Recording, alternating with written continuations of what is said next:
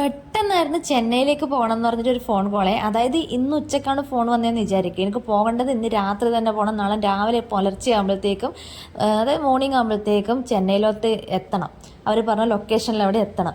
എനിക്ക് ആകെ ടെൻഷനായിരുന്നു. ഇത് ഞാൻ പോകണോ വേണ്ടോന്ന് എൻ്റെ തീരുമാനിച്ചിട്ടുണ്ടായിരുന്നില്ല. കാരണം എങ്ങനെ പോകും, എനിക്ക് അറിയാത്തൊരു സ്ഥലം, ഏത് ട്രെയിൻ എപ്പോൾ പോകും, ആരുടെ കൂടെ പോകും, ഒരു ഐഡിയ ഉണ്ടായിരുന്നില്ല. പിന്നെ നമ്മുടെ ഇവിടെയുള്ള ആൾക്കാരൊക്കെ വിളിച്ച് ചോദിച്ചപ്പോൾ 2-3 ടീമൊക്കെ ഉണ്ട് എന്ന് പറഞ്ഞു. അപ്പോൾ ഞാൻ പറഞ്ഞു എല്ലാവരും കൂടി റെയിൽവേ സ്റ്റേഷനിൽ നിന്ന് ഒരുമിച്ച് ചേർന്നാൽ മതി, എല്ലാവരും കൂടി ഒരുമിച്ച് അങ്ങ് പോകാമെന്ന് പറഞ്ഞു. അപ്പോൾ ഞാൻ ഫുഡൊക്കെ റെഡിയാക്കി എടുത്തിട്ടാണ് പോണത് കേട്ടോ. രാത്രി കഴിക്കാനുള്ള ഫുഡൊക്കെ സെറ്റാക്കി എടുത്തിട്ടാണ് പോണത്. അപ്പോൾ അതാ ഞാനും ആമിക്കുട്ടിയും കൂടി നമ്മൾ കുറച്ച് നേരത്തെ എത്തിയിട്ടുണ്ടായിരുന്നു. കാരണം എനിക്ക് മൊത്തം ടെൻഷനായിരുന്നു, ഇത് ഏതാ ട്രെയിൻ എന്നുള്ള കാര്യമൊന്നും എനിക്കറിയില്ല. അപ്പം ഈറോഡ് ജംഗ്ഷനിലോട്ടാണ് ആദ്യം പോകേണ്ടത്. അപ്പം നമ്മൾ ഫസ്റ്റ് ഈറോഡേക്ക് ചെന്ന് അവരെ ആടെയുള്ളവരൊക്കെ ഒന്ന് കണ്ടുപിടിക്കണം. എനിക്ക് ആകെ ഒരാളെ മാത്രമേ അതിൽ പരിചയമുള്ളൂ, ബാക്കിയുള്ള ആൾക്കാരൊന്നും എനിക്കറിയില്ല. അപ്പോൾ അവരെ ഒന്ന് കണ്ടുപിടിക്കണം. അപ്പോൾ ലേറ്റ് ആവും എന്ന് വിചാരിച്ചിട്ട് ഞാൻ കുറച്ച് നേരത്തെ തന്നെ പോയിട്ടുണ്ടായിരുന്നു കേട്ടോ. പിന്നെ കുറച്ച് നേരം അവരെ വെയിറ്റ് ചെയ്ത് അവർ വന്നു കഴിഞ്ഞപ്പോൾ എല്ലാവരും കൂടി പിന്നെ സെറ്റാക്കി പോയി. നമ്മൾ അവിടെ തന്നെ ഉള്ള ട്രെയിനായിരുന്നു പോയത്. അതായത് ഈറോഡിൽ നിന്ന് സ്റ്റാർട്ട് ചെയ്ത ട്രെയിനായിരുന്നു.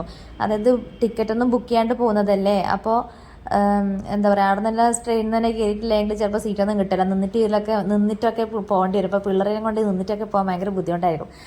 ഞാനാണെങ്കിൽ സ്റ്റുഡിയോ എന്ന് വാങ്ങിയൊരു ചെരുപ്പാണ് ഇത്. എനിക്കാണെങ്കിൽ ഇത് സ്ലിപ്പായിട്ട് നടക്കാനേ പറ്റുന്നുണ്ടായിരുന്നില്ല. ഇത് ഈ മേലെ ഈ ചെരുപ്പിട്ടിട്ട് ഞാൻ ഇതുപോലത്തെ ഒരു പ്ലാറ്റ്ഫോമിനോട് നടക്കാൻ നിൽക്കില്ല. അത്രയും അടിയിൽ ഗ്രിപ്പില്ലാത്തൊരു ടൈപ്പ് ഫ്ലാറ്റ് ആയിട്ടുള്ള ആ ഒരു ചെരുപ്പുണ്ടല്ലോ, അത് എത്ര തവണ ഞാൻ വീഴാനായതെന്നറിയോ. അങ്ങനെ നമ്മൾ ട്രെയിനൊക്കെ കയറി. എന്താ പറയുക, ഇപ്പോൾ തിരക്കൊന്നും ഉണ്ടായിരുന്നില്ല. ഫസ്റ്റ് തന്നെ തിരക്കൊന്നും ഉണ്ടായിരുന്നില്ല. അപ്പോൾ തിരക്കൊന്നുമില്ലാത്ത സമയത്ത് തന്നെ വേഗം ഫുഡെല്ലാം കഴിച്ചു, വേഗം കിടത്തി ഉറക്കാമെന്ന് വിചാരിച്ചു. നാളെ രാവിലെ അല്ലേ വർക്ക്. അപ്പം ഉറങ്ങാതെ പോയി കഴിഞ്ഞാൽ അതിൻ്റെ ഒരു ക്ഷീണം ഉണ്ടാവും വിചാരിച്ചിട്ട് പെട്ടെന്ന് തന്നെ പിള്ളേരൊക്കെ ഒന്ന് കിടത്തി ഉറക്കി. എനിക്കാണെങ്കിൽ കുറച്ച് നേരം കാല് കുത്തനെ വെച്ചിരുന്നപ്പോൾ തന്നെ കാല് നല്ല നീരൊക്കെ വന്നിട്ടുണ്ടായിരുന്നു. പക്ഷെ ഉണങ്ങുകയൊക്കെ ചെയ്തിട്ടുണ്ട്. പക്ഷേ ഇതുപോലെ കുറേ നേരം കാല് കുത്തനെ ഇട്ട് ഇരുന്നപ്പം കാല് നല്ല നീരൊക്കെ വെക്കാൻ തുടങ്ങി കേട്ടോ.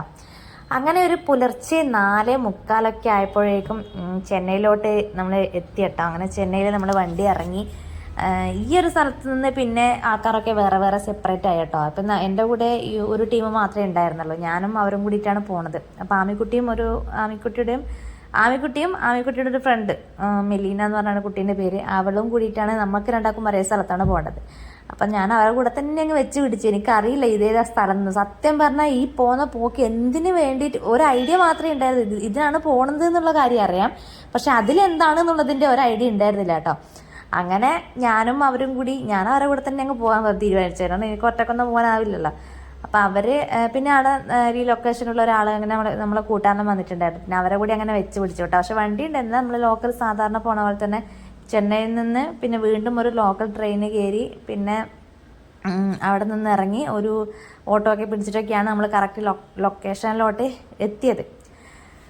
അപ്പം അങ്ങനെ നമ്മൾ ലൊക്കേഷനിലോട്ട് പോകാൻ വേണ്ടി നിൽക്കുന്നതാണ് കേട്ടോ. അപ്പോൾ സത്യം പറഞ്ഞാൽ ഇവള് പോണത് എന്താണെന്ന് വെച്ചാൽ, ഇതിന് മുന്നേ ഇതൊരു ഓഫർ കിട്ടിയിട്ടുണ്ടായിരുന്നു. പക്ഷേ എന്താ പറയുക, ആ സമയത്ത് ഇതുപോലെ എനിക്ക് എന്തെല്ലോ ബുദ്ധിമുട്ടുള്ളത് കൊണ്ട് ഞാനത് ക്യാൻസലാക്കുകയോ ചെയ്തത്. അപ്പോൾ വീണ്ടും വന്നതാണ് ഈ ഒരു ചാൻസ്. ഞാൻ വിചാരിച്ചു എപ്പോഴും കിട്ടാത്തൊരു അവസരമല്ലേ, ആർക്കൊന്നല്ല, ഓരോരുത്തർ ഇതിന് വേണ്ടിയിട്ട് ഒരുപാട് കുറേ കാലമായിട്ട് ട്രൈ ചെയ്ത് നടക്കുന്നുണ്ടാവും. നമുക്ക് ലക്കിന് കിട്ടിയതുപോലെയൊക്കെയാണ്. അപ്പോൾ കഴിഞ്ഞ ദിവസം ആമിക്കുട്ടിയുടെ ഒരു ഫോട്ടോ, പിന്നെ ആമിക്കുട്ടിയുടെ ഡാൻസ് കളിക്കുന്ന ഒരു വീഡിയോ ഒക്കെ മാസ്റ്റർക്കൊക്കെ അയച്ചു കൊടുത്തിട്ടുണ്ടായിരുന്നു. അപ്പം മാസ്റ്റർ പറഞ്ഞിട്ട് തന്നെ സെൻഡ് ചെയ്ത് കൊടുത്തതാണ് ഈ ലൊക്കേഷനുള്ളവർക്ക്. അപ്പം അവർക്ക് കണ്ട് ഇഷ്ടപ്പെട്ടിട്ട് അവരങ്ങനെ വരാൻ പറഞ്ഞിട്ട് അങ്ങനെ പോണതാണ് കേട്ടോ. ഞാൻ പോണത് സത്യം പറഞ്ഞാൽ എന്തിനാന്ന് വെച്ചാൽ, നമ്മുടെ സൂപ്പർ സ്റ്റാർ വിജയുടെ ഒരു ഫിലിമുണ്ട് തമിഴിൽ, ലാസ്റ്റ് പടാന്നൊക്കെ പറയുന്നുണ്ട്, എനിക്കറിയില്ല സത്യത്തിൽ. അപ്പോൾ ആ ഒരു ഫിലിമിൻ്റെ ഒരു ഷൂട്ടുണ്ട്. അപ്പോൾ അതിൽ ഒരു സ്കൂളിലാണ് ആ ഒരു ഷൂട്ട് നടക്കുന്നത്. അപ്പോൾ അതിലൊരു സ്കൂൾ കുട്ടിയുടെ ഒരു ഡാൻസ് കാര്യങ്ങളൊക്കെ ഉണ്ട്, സ്കൂൾ കുട്ടികളുടെ ഒരു ഡാൻസ് കാര്യങ്ങളൊക്കെ ഉണ്ട്. അപ്പോൾ അതിൽ ഡാൻസ് കളിക്കാനും പിന്നെ സ്കൂൾ കുട്ടിയായിട്ടുള്ളൊരു ചെറിയൊരു ഇതിന് വേണ്ടിയിട്ട് ആമിക്കുട്ടീനെ അങ്ങനെ സെലക്ട് ചെയ്തിട്ട് അങ്ങനെ പോകുന്നതാണ് കേട്ടോ. അതിൻ്റെയൊക്കെ ക്രെഡിറ്റ് ആമീൻ്റെ ഒരു ഡാൻസ് മാസ്റ്റർക്ക് ഉള്ളതാണ്. മാസ്റ്ററാണ് ഇവിടെ ഫോട്ടോയും വീഡിയോസൊക്കെ ഇങ്ങനെ അയച്ചു കൊടുക്കുന്നത്. പിന്നെ അവിടെ എത്തിക്കഴിഞ്ഞപ്പോഴാണ് കോമഡി, നമ്മുടെ മഴയായതുകൊണ്ട് ഷൂട്ട് ക്യാൻസലാക്കിയത് നമ്മളവിടെ എത്തിക്കഴിഞ്ഞപ്പോഴാണ് അറിഞ്ഞത് കേട്ടോ. പിന്നെ 2 ഓപ്ഷൻ ഉണ്ടായിരുന്നു. ഒന്ന് എന്താ പറയുക, ഹോട്ടൽ റൂമിൽ അവർ സെറ്റാക്കിയിട്ടുള്ള ഹോട്ടൽ റൂമിൽ താമസിക്കാം. ഒന്ന് പിന്നെ ഇവരുടെ ഞാൻ പോയ ആൾക്കാരുടെ റിലേറ്റീവ്സിൻ്റെ വീട് അവിടെ അതിനടുത്ത് തന്നെയുണ്ട്. അപ്പോൾ ഇവർ അങ്ങോട്ടേക്കാണ് പോകുന്നതെന്ന് പറഞ്ഞു. അപ്പോൾ ഞാൻ വിചാരിച്ചു, എന്നോട് വിളിച്ചു ഇങ്ങോട്ടേക്ക് വന്നാൽ മതി, നമ്മുടെ കൂടെ വന്നോളൂ എന്ന് പറഞ്ഞു. ഞാൻ വിചാരിച്ചു ഇതാണ് നല്ലത്, കാരണം അതാകുമ്പോൾ ഞാനും ആമിക്കുട്ടി ഒറ്റയ്ക്ക് ഹോട്ടൽ റൂമിലൊക്കെ നിൽക്കേണ്ടി വരും, എനിക്കറിയാത്ത പരിചയമില്ലാത്ത സ്ഥലമല്ലേ. അതുകൊണ്ട് ഞാൻ പിന്നെ വിചാരിച്ചു ഇവരെ കൂടെ തന്നെ അങ്ങ് പോയി കളയാന്നുള്ളത്. എന്താ പറയുക, ഒരു കുഞ്ഞ് വീടാണ് കേട്ടോ, കുഞ്ഞ് റൂമെന്ന് പറഞ്ഞാൽ കുഞ്ഞ് വീടാണ്, ഒരുപാട് അംഗങ്ങളും ഉണ്ട്. പക്ഷേ അവരെങ്ങനെയൊക്കെ അഡ്ജസ്റ്റ് ചെയ്ത് അടുത്തുള്ള മാമ വീട്ടിൽ അങ്ങനെയൊക്കെയുള്ള ആൾക്കാരെല്ലായിട്ട് അഡ്ജസ്റ്റ് ചെയ്ത് അങ്ങനെയൊക്കെ ആ ഒരു ദിവസം അവിടെ കഴിച്ചു കൂട്ടി കേട്ടോ.